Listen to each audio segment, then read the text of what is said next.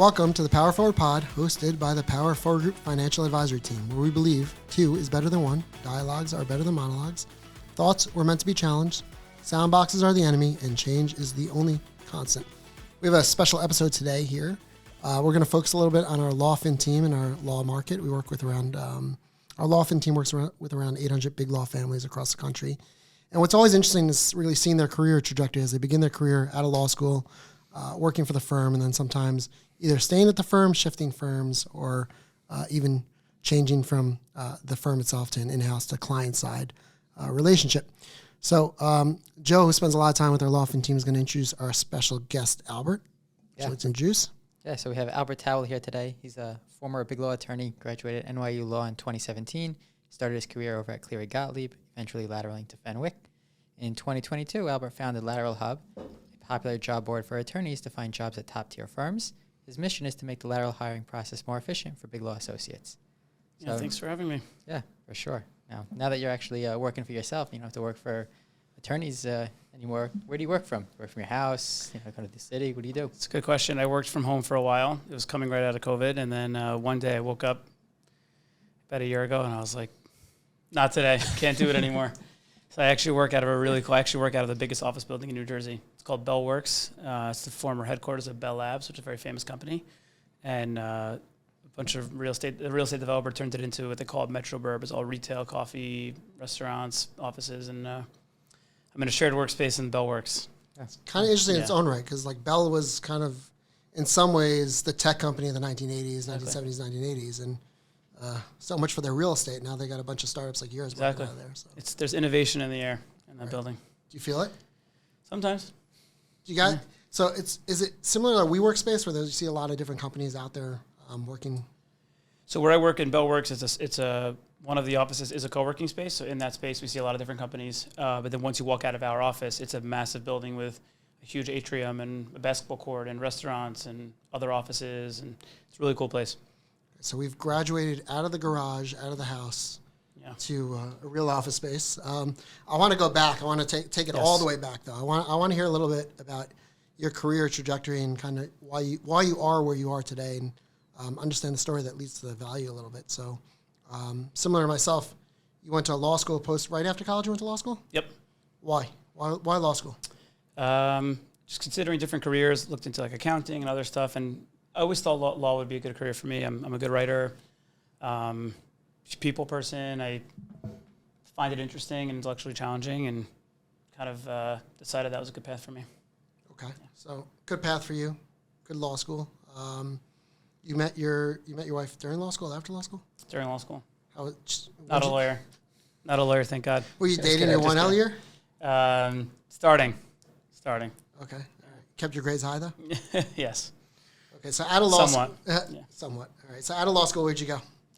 So out of law school, I summered at Cleary Gottlieb during law school, and then I went back as a first-year associate, and then after a couple of years, lateral to Fenwick and West in New York, a couple of years after they opened the New York office as a West Coast-based firm, and was there for about 3 years. Same area of practice at both firms? Yeah, so my area was transactional IP, so we're like what I call fake IP lawyers. We weren't filing for patents, not filing for trademarks. We were doing different types of technology-related and IP-related transactions. So a lot of it was supporting M&A deals. So when there was a merger acquisition, they needed our team to handle the intellectual property slice of the pie. So we would kind of parachute in and work on those parts of things. And then when I was at Fenwick, I did a lot of that too, but also a lot of just all different types of commercial contracts for startups and tech companies, from software agreements, celebrity influencer deals, partnership agreements for developing IP, pretty much anything under the sun. Sounds like, so you're more on the business side of the startup and tech space. Is that fair? Somewhat. Depends on the project, but a lot of projects we were really helping our clients think through business considerations, like how are you going to present your contracts to clients, how are you positioning yourself, what is the strategy behind this type of arrangement. So there's definitely a lot of business considerations there, especially given the size of the company. It was often a very growing startup, and you're talking directly to the founder or COO and really thinking high level, not just finer points of provisions. What do we ask, Joe? What do we ask most first-year associates when we speak to them on a financial planning call? Like, what's our first question a lot of times? Do you like it at the firm? Yeah. Did you enjoy it? How often is the answer yes? Do you track this data? More often than you think. Yeah. Yeah. Well, I guess the question to you is when you were there, right? Because you Yeah. you were there, practicing for a couple of years. When you started, was your intention to make partner? Is that like, I always wanted to do something like that? Or you always said, hey, I'm going to go in, learn, and then maybe go in-house or do something else in a couple of years? I kept an open mind. I think I got good advice as a law student that your JD could do a lot of different things, and you should just you never know where your career is going to go. So I liked being a lawyer. I was in big law for 5 years. I definitely enjoyed it. So I didn't leave like disgruntled and finding something else. I enjoyed what I was doing.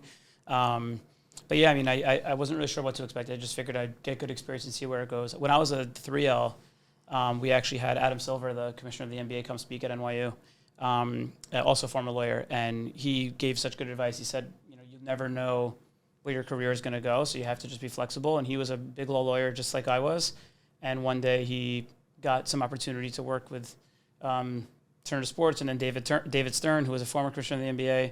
And then he was like, I would have never expected to be the head of the National Basketball Association as a big law associate, working on the same types of deals that I was working on. So I remember thinking about that advice and making sure to keep an open mind.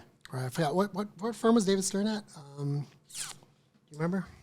All right, I'll add it. Anyways, we'll find it. Yeah. But how'd you deal with the work-life balance? Did you find it a struggle, or did you really enjoy the work? I enjoyed the work most of the time. The work-life balance is hard. It's something you have to figure out.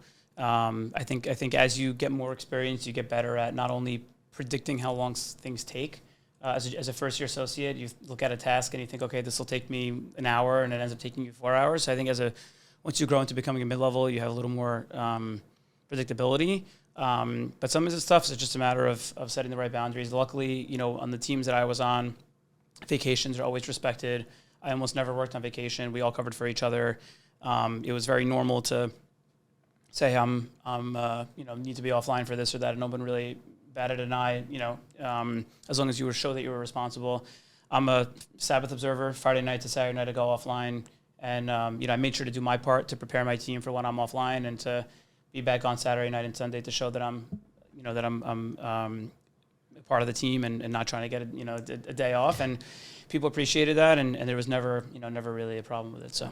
Yeah, that's the biggest struggle, I think, for a lot of our clients. It's understanding the work-life balance and how to balance it. And I think for the clients that end up leaving big law, I think they never figure out that balance, or they're never in the right team or area to figure that out. Right. It's tough. I mean, one thing I tell people all the time is even if you're not even if you're not doing it for religious reasons, try to find some point during the weekend to just, even if you're not working, just not have your phone. Because I think one thing is you're just constantly just refreshing your email, waiting for something to come in. And even when you're not working, your mind is working, and it's not a healthy mentality. Yeah, I just read somewhere there's a business owner who decided she's going to move from a smartphone to a dumb phone, like a flip phone. And her reasoning was simply that. I'm around my kids at night. Like, I don't want any reason to be looking at my phone other than when a phone call comes in. I was on a Reddit thread, and there were big law partners discussing what was the hardest time over the last 2 decades of big law was. And somebody pointed out, I thought it was really interesting, when BlackBerries came out, was a really tough period because you get these emails on your phone, you get these BlackBerry messages, but you didn't have the capability on the BlackBerry of necessarily dealing with your brief or dealing with it the way you can now on your phone. So you get these messages, and then the expectation is you're going to go back home or go back to the office to get in front of your computer, where now it might be more invasive, but at least you can kind of just scroll on your phone. Yeah. So when I was, before my previous career, right, I used to work with China. So middle of the day, I'd get in, send out emails. You get home, 7 o'clock at night, 8 o'clock at night. China's now, it's their morning. So they start sending emails, and they expect you to answer at 11, 12. So it's probably nothing like big law, but definitely understand the work-life balance. The reverse cycle. Yeah. I mean, I've had the same problem. I mean, working on when you're working in national deals. I've been on deals with Asia where you get emails, and then you have to respond right away when you wake up. And then you get to the office at 10 o'clock, and you've already sent like 50 emails. Yeah. Yeah. I think over the last decade of doing this and working with attorneys, it's definitely subjective, but what I found is when you speak to a first, second, third year, says, I want to make partner at the firm, I think there's a big burnout factor, right? I think that gunning mentality is hard for yourself and probably hard for others around you, right? There's probably a lot of stress that imposes. So what was the experience like of moving from one firm to another? Because we hear that a lot, right? People love their employer, right, to some degree, but I think we see a lot of free agency in today's market. What was that experience like for you? Yeah, I mean, I was looking to make a move, find something different, and I tried a lot. I got really good advice. I tried a lot of different things. I would go online and look for opportunities. I worked with a recruiter, which was interesting. My law school career services office helped, even though I was an alum, and I went back and had a meeting with them, and that was very helpful. Worked with some connections and things like that. So kind of really tried to use all the different tools that were available to me. But that entire process, so luckily I can't really, it took time because it takes time for opportunities to come up and you're waiting. And especially it's very cyclical. So, I was looking to move around Q4, Q3, and then not so many opportunities came up until the new year. And then people left after their bonus. Firms were thinking about strategy for the new year. And then all of a sudden a bunch of job postings came up. So that patience was tough. But that process really informed basically what I decided to do with Lateral Hub. So I kind of very vividly remember that entire process. So let's talk about that. Why don't you tell everybody what Lateral Hub really is and where it came from? Yeah, so basically, I went through the process myself, and I would always take phone calls over the years from law students, from other lawyers looking to find a job, just kind of to get the good advice that I got when I was making a move. And I kind of built up a small expertise in how to find a job as a lawyer, both as a law student and a lateral. And I realized that every conversation constantly ended with, well, why don't you go find out if they're hiring? Well, let me see if they're hiring. Go find out if they're hiring.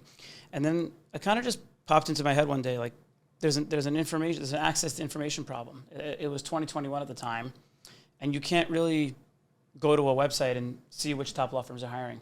And pretty much the default way that everybody lateraled was, they would call a recruiter.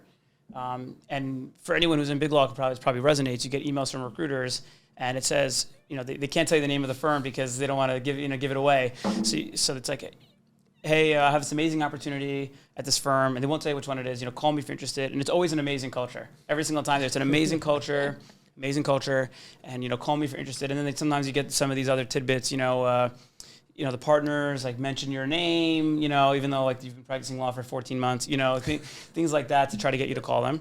And then there's no transparency. So how come they're not just posting on one place? So I basically had this idea, how come there isn't a job board specifically for top tier firms?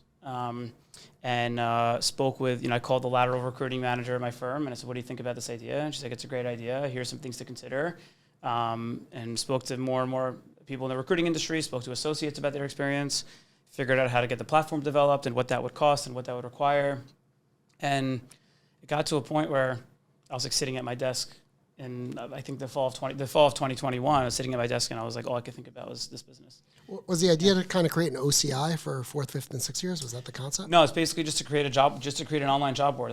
How come if you're sitting at your desk as a big law associate, you're looking to lateral, or you're thinking about lateraling, how come there's not just a place where you could just browse and see who's hiring, right? And and apply directly? Why does everything have to go through? So and that's not the only pain point. The huge pain point on the other side is for the firms. What the firms do is they pay their recruiters 25 to 30%. A fee that's equivalent to 25 or 30% of the base salary. So the firms are paying $60, $70, $80, $90, $100,000 to hire one person. When I lateraled as a second year, the firm that hired me paid almost $60,000 to hire me, and I've been practicing law for 18 months. So I was like, there's a huge discrepancy here of the value versus what they're paying. And if I can create a business where we have a job board and charge firms a fraction of that, we can make a lot of money. And be really impactful for associates. So you're trying to solve for that question of who's hiring, who has open jobs, right? That's a consumer question that a startup's looking to do, and then trying to reduce costs. How did the firms respond? Overall, very positive. I think a lot of firms that we spoke with said, "Hey, look, we hire a huge percentage of our laterals through recruiters. Our search firm budget is in the millions, and we're always looking for ways to reduce that spend." Some firms a little more pressing than others, but almost every firm, even the most prestigious, largest firms that people think, they have so much money, they'll pay the recruiter, doesn't matter. Even those firms, some of the largest firms in the country have told us, yeah, of course we have money, but we're looking to reduce that spend because we want to find a different way of doing it. Right. Everybody wants to lower margin, increase margins, lower spends. Right. For sure. Exactly. And they can spend it on better things. And one thing that's interesting, which firms told us straight out, which I thought, and this directly impacts, I think, probably some of what you guys do. One thing that we've heard from firms is when we can save $70,000 on a recruiting fee and we hire somebody directly through a job board like ours, that's $70,000 that the recruiting team has budgeted that they could play around with. So you can say, hey, I applied directly. I have this other offer. Do you have any flexibility for a signing bonus?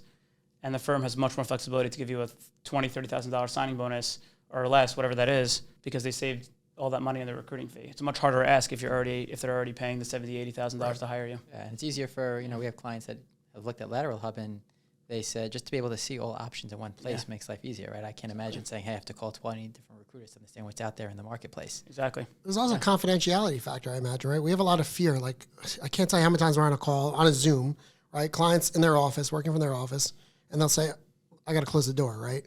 and they're closing the door to tell us, I don't know where I'm going to be in 6 months, Yeah. or I'm thinking about making this move. And there's this transition going on. Same idea, right? You get cold called or you get reached out to by a recruiter. You want to be really careful about your current firm knowing that you're looking at the marketplace. Yeah, exactly.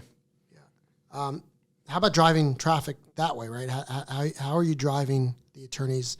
I mean, this is a great event, right? We're all going to look up Lateral Hub afterwards. Yeah, we're going to get millions of people from this. So 100%. Yeah, we have actually been waiting for this podcast. Our entire business is but we do a lot of different ways. I mean, and it's funny, some of the ways that we market our platform are ways that we never thought we would. You just learn as a business what goes well. But some of the attorneys who are watching this might receive my emails. We send email blasts similar to the email blast you might get from recruiters, like, hey, this firm is hiring, call me. But instead of hiding the ball, our email blasts are, hey, it's Albert from Lateral Hub. Here's the firm that's hiring. Here's their name. Here's the link to apply, and here's some information about the firm. And it's so much more transparent. And we'll get emails randomly from associates that I've never met before saying like, "Hey Albert, this is brilliant. Much better than recruiter spam. Like I actually appreciate that you have the name of the firm." So we do email. We have a lot of stuff on social media. I just came from a session where we recorded a bunch of Instagram reels and other funny things, making fun of Big Law, which gets us a lot of traffic. And then just being transparent is a natural driver. So when we post on LinkedIn and say, hey, here's 7 M&A openings in New York today. Right. I mean, it's just, there's no one else doing that. Right. Yeah. In terms of, from our end, right, we hear a lot about that movement. What are financial considerations you should be thinking about? Yeah. And Joe, you can chime in here also because you're dealing with it. But on your side, when you moved and kind of when you think about associates coming through Lateral Hub, what are the financial considerations of making a move like that? Yeah, and you can check out our blog post on lateralhub.com, co-authored by Albert and Reuven. But I would say very rarely, especially within Big Law, very rarely does somebody move because of the money, especially because a lot of the firms pay a very similar amount. But also, if you ask somebody, like, why do you love your job? They never tell you because of the money that I make. It's always because of the things they've done or the deals they do. So, we've written about this. My general advice is never, money should never be the only driving factor for a job search. So if you're looking at a firm and the firm is offering you this signing bonus and it's hard to pass up, but you're not crazy about the firm, you need to think long and hard if that makes sense for you. Because I think if you're enjoying the day-to-day and the people you work with, that's going to be a much more important thing than just the money. It gets a little trickier once you're looking at other like alternatives like in-house or something completely outside of law to figure out if that salary could work for you. But again, if it's an exciting area for you and you see the potential, and you're able to, as long as it meets a certain baseline financially for you, I think the things that motivate you in a job are more important than just the financials. Yeah. It's funny you say that though, because back in 2021, we had a lot of clients lateraling just because signing bonuses, right? We're getting $60,000, $100,000 just to switch from one firm to another, and they couldn't turn it down. Yeah. And I think we're seeing the exact opposite now. Yep. That last year, I think things were a little bit on the slower side. A lot of our associate clients didn't hit their hours, didn't get their bonuses, and now they're saying, hey, maybe this firm's not for me because I'm expecting to get this money, and there's not just work for me here. And a lot of those associates got laid off. Some of them did, Silently or openly? What's the difference between a silent layoff and we hear all the time about silent layoffs. What's the silent layoff? Stealth layoffs, they call it. Layoffs are, the firm is transparent about it. We're having economic, we're in a downturn, and this is purely business reasons, and we're laying, these number of attorneys off. Oftentimes, those firms will give certain what they call website time, where an attorney's on the website, so you don't really know who was laid off and who wasn't, and they're kind of employed by the firm for the following 3 months while they look for a job. Some firms just provide a severance, and you can figure that out. And then, once you get to there's a spectrum, so it's not binary. There's layoffs, and the other side of it is performance-related terminations. And those are, a pure performance-related. If somebody's, giving it a go for a couple of years at the firm, maybe 2-3 years, they're just not performing and they're not developing in the way that the firm wants. Maybe they tried a couple different things, and the firm will say, hey, listen, it's not really working for us. Let's coach you out of the firm to find something new. And that doesn't mean the person's a bad lawyer, because it could just be that they're not the right fit.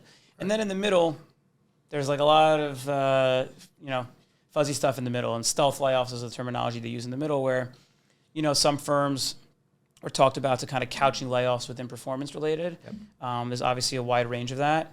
I would say for a firm that if it's performance related, but it's just a little bit, the threshold's a little bit lower of what performance issue is in a worse economy, then that's obviously something that the firm have to decide. But if a firm is completely laying people off for financial reasons and then coding it in performance, to me, that's just complete cowardice, and it's not right for the associates to have to. None of the firms on Lateral Hub do that, right? Of course not. Confirming. Even if they do, nobody knows. So yeah. One of the things we try to discuss a lot with our clients when they lateral is creating more intentionality around their finances. Right now, you're creating some intentionality around your career. We find a lot of second year associates, really first year associates, when they end up at the firm, they're just coming out of law school, right? They don't have a second to breathe, and they're all excited about the opportunity. They don't think about their 401k allocations. Yeah.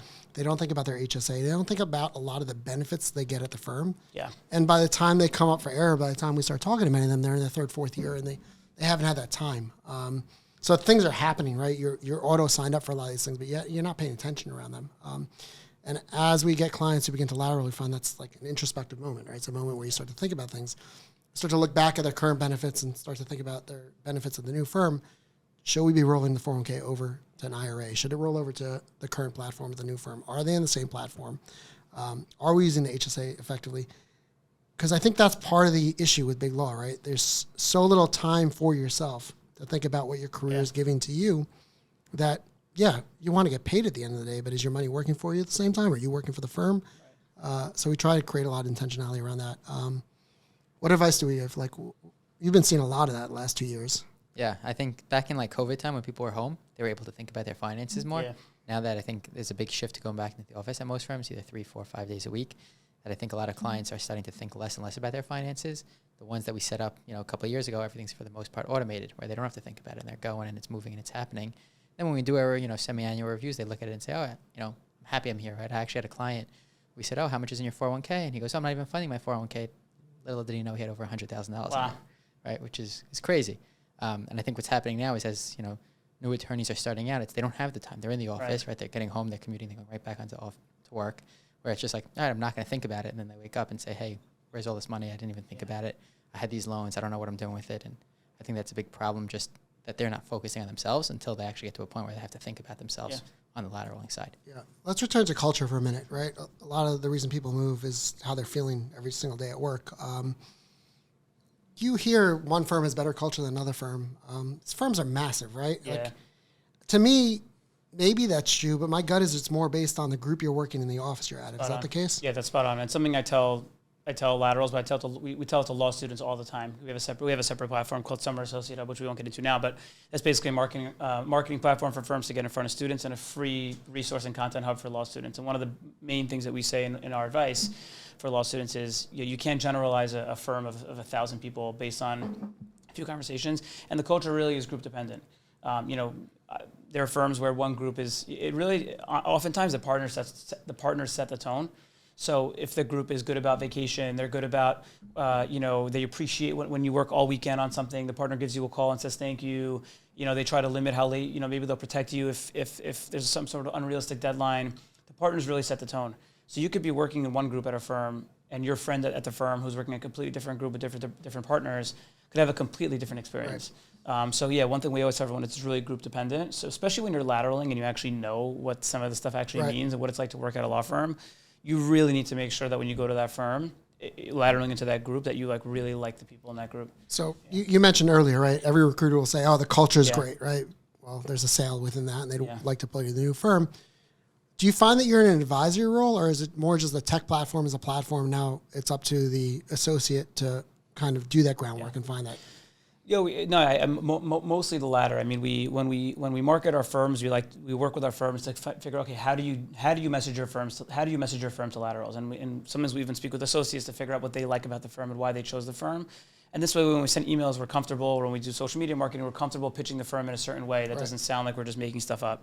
But when it comes to the platform, we don't necessarily, formally advise candidates on the process or represent them. Most of the time, candidates are surprisingly, people think, everyone needs the hand-holding and they need all the advice. Surprisingly, candidates, we've had several people get jobs through the site. We have dozens and dozens more get interviewed. I think almost every single person who got a job through the site except for one, we had no interaction with them until they accepted an offer. We found out about it, and then we called them and said, wow, hey, we heard you found a job through our site. And I thought that was such an incredible data point because all these people had they didn't need our help. They just applied, got interviewed, and got the job. So we're really just making the information available and the opportunity for them to apply. And people get in touch with us with questions, and we'll always answer the questions to the best we can. Right. Yeah. How do you figure out your consumer experience, right? You have this platform, to Yeah. your point, right? You're not having that much interaction with the associate side of the platform. How do you check in on your consumer experience? In terms of whether or not, obviously you have your ROI, right? Yeah. And how many people are lateraling from firm to firm, how many firms you have on the platform. Yeah. But in terms of just making sure you're the more associates you drive to the platform, the more success you're going to have. Do you survey that? How do you find out from your current audience if it's working? Well, we know we have analytics on the site, so we know how many people are visiting the site. We have different, analytics that can track the clicks and different things like that, and different ways that we market it. We see one of the benefits that we see every application that comes in, and it gets sent to the firm right after it goes into our system. This way, people like it. We personally will. So, for example, if Joe applied to an M&A job in New York, and then a new M&A job comes up 2 weeks later, we'll email Joe and say, "Hey, Joe, you should check out this new job that just went live on our site." It's a personal email from us, and that's been a great way for candidates to be able to reuse it. So, because we're able to run the platform, see a lot of that information, we know who's using, we know how many people are using it, we know who's signing up for alerts, who's applying to jobs, and then we're able to also better inform our firms of what types of candidates they're getting and things like that. We're not just linking out to the firm's website to just be a conduit, because that doesn't help anyone. Right. Yeah. Sorry. No, so when an associate's looking at your firm, are they having to look at and say, hey, I'm getting this email from a recruiter and I'm looking at Lateral Hub. It's this exact same postings. How does that work from that perspective? Most firms that work with us, their postings are open. So, which is part of the reason the whole system was antiquated to begin with. What's typically happens is law firms will post except for a select few, most law firms will just post their job openings on their website. So you go to careers, you go to laterals, and the job postings are there. Then the recruiters have a non-exclusive arrangement. So, and this is a little bit different from other industries. Recruiters are usually not retained. So you have 100 different recruiters who have the ability to submit candidates. They're all vying for the same jobs with the same candidates, but the jobs the whole time are on the website to begin with. So like when you're getting the email saying, "Oh, this firm is hiring, I'll tell you if you call me," well, the information was public. It's just a matter of who could find it. Right. And the whole problem was that law firm associates were not going website by website to find it. So generally what happens is law firms that work with us, it's usually it's not exclusive. It's usually on the firm's website. It's with a recruiter, and it's also on Lateral Hub, but we're the easiest way out of the three for somebody to identify those openings. And there's a couple variations, like for example, one, we have firms that are not working with recruiters at all, and they're posting on our site. So if somebody wants to find a job that, like if they can't even get that job through a recruiter because the firm didn't open it up to a recruiter yet. There's a couple firms on our site who just don't post on their own website for a variety of reasons, but they post on Lateral Hub. So if you want to apply to a firm, there's a couple firms on our site that if you want to apply to that firm directly, you have to apply through Lateral Hub. There's no other way to do it. Yeah. So you guys, what we're talking about here is almost micro shifts of careers in a little bit, right? Firm to firm, there's a lot of similarities. You're using these firms where you're moving from a similar size firm to a similar size firm. You guys both created macro shifts in your career, right? You went from almost one career path to a completely different career path. There's a lot of confidence and risk that comes with that. We get asked all the time that question of like, how did you make that transition, right? How do you make that transition to what you guys have done in your career? So Joe, from your point of view, right, you went from a salaried to an unsalaried position. Tell us about how you overcame that fear and why how you're able to do that. Yeah, it was probably definitely the hardest thing I ever did, right? Working in a family business, effectively. I would say it's similar to Albert and Big Law where, you're getting paid for the most part. You do your job, you keep going, you keep growing. Every year you'll hopefully make more and more money, right? Bonuses, stuff like that.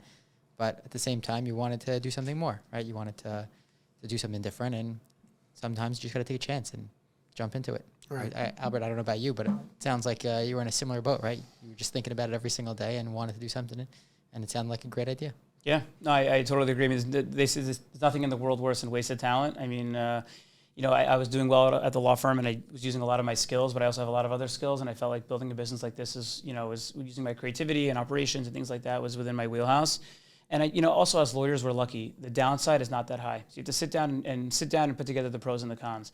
And for me, I was like, okay, well, the only downside is if I try this out and it doesn't work for a couple of years. Okay, so I missed out on a Big Law salary, which is obviously significant, but I could always go back and have a long-term career at a law firm. But the downside of not doing it was me thinking about it my whole life, how I should have done it. Right. So I was like, well, it's worth taking a shot, and worst case, I could always go back. And for me also, I think one thing that is becoming more and more common nowadays, and something that for lawyers to keep in mind or anyone to keep in mind, if you have an idea for something you want to do on the side or whatever that is, it doesn't have to be some seismic shift where you decide, okay, I'm going to leave my job tomorrow and start this newsletter or blog or whatever that is. Oftentimes it just takes just doing a little bit and then a little bit, and then it's a side hustle, and then it becomes something, and then you're researching. Nothing happens overnight. So for me, people go, oh, you took the leap. And what I like to say is like, I took like a couple small hops, you know. So when I was at Fenwick, and something that Fenwick did, which is really nice of them, and it's really a great firm, and I think this is an example of it. I was ready to start Lateral Hub, and I called the partner that I work with, who I'm very close with, and I said, hey, I really want to start this business. I'm pretty much going to do it, but I don't want to leave the firm yet, and I want to figure out a way to make that work. And from I launched Lateral Hub in January of 2022. From January until May of 2022, I was part-time at Fenwick as a part-time associate, and then working on Lateral Hub with my remaining time. And they were really supportive of it. I was talking to Fenwick about signing on for the platform while I was working there. I took vacation from being a part-time associate, took vacation for a week to go to a legal recruiting conference to showcase the platform. And now, by the time we got to May and we decided to end it, I was already 4 months into building it, selling it, and I was okay, now I'm ready to leave. So it really wasn't like so much of the seismic leap. It was like and that's after a year of 2021 of researching it and figuring out how to develop it. So it didn't just happen overnight. And I think it's something to keep in mind for somebody who's thinking about exploring something different. Yeah. It doesn't have to be like just one time. Right. I think for a lot of our clients, they're thinking more about whether going in-house or doing a different type of other than Big Law role. Right. They're just scared to say, hey, I'm leaving Big Law because I can't get back in, or I'm taking a big salary change. And I think that's the idea, is that you can always go back, right? Right. I mean, it's not moving from in-house to a firm is definitely not as easy as moving from a firm to a firm. That's the reality, unfortunately, but it's certainly not. You're not killing your career by going in-house, and a lot of firms actually welcome that because then you have the experience on the client side. Yeah, a lot of people wonder why we work so heavily with big law attorneys. Besides having the background in it, it's really your finances are driven by your life. And a lot of what we deal with our clients is driven by where they work and their life cycle. And there's a lot of similarities between firms. There's a lot of benefits that each firm offers. But even more than that, it's that career trajectory of what does it look like as a first year? What does it look like as a fifth year? What does it look like when I make partner and go from, income to equity partner when my taxes get higher? It's hard when you're in it to think forward. But the biggest, I think, value we add to our clients is projecting forward, saying, hey, as an eighth year, if you're on partner track, we have to get your cash flow ready, right? Or if you're a third year who thinks they're going to leave Big Law in a year or two, can we get your finances ready? It's a lot of the life cycle events and preparing your finances around that. Sure. Would you like to pay a lower interest rate on your student loans? Would you like to outperform your 401k? All those changes benefit our clients, but I think the ones they think about more is how am I getting more out of my life? Yeah. So in terms of Lateral Hub, how do people find you? Yeah, lateralhub.com. It's totally free to access. There's no account required. That's the beauty of the platform is we're not going to bother you to make an account. We don't hide the ball. Lateralhub.com is totally free. You could browse over 200 job postings for about 40 top firms on the site. By the time you publish this, maybe there'll probably be even more. And you can find me on LinkedIn. I'm pretty active on LinkedIn. I post some great videos, some ridiculous videos. Nice. Makes me laugh every time. Yeah, poking some fun at Big Law, which is easy to poke fun at. I also write a lot about legal recruiting and law student recruiting and podcasts like this. And podcasts like this. So and Joe, how do find people me on LinkedIn? Yeah. How do people find the Lawfin team? PowerForwardGroup.com. Right, simple as that. Follow us on LinkedIn. Same idea, right? Follow our socials. Feel free to reach out. We don't charge for plans, right? The only thing you get charged for is not making decisions in life. So we want to create some intentionality. You like that close? Wow. Thank you guys. Thanks for having me.